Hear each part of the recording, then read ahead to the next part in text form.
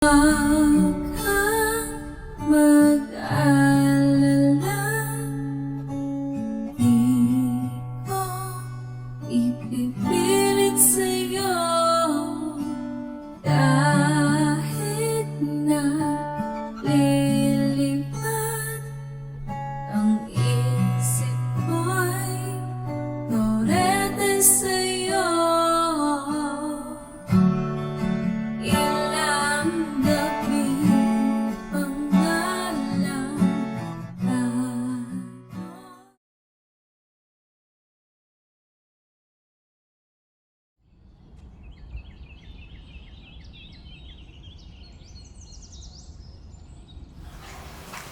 Ate, kamusta ka na dyan? Okay lang naman ako dito, Dahlia. Ikaw dyan. Ayos lang ako, ate. Pag-uwi mo dito sa Pinas, may sariling tayong bahay ha.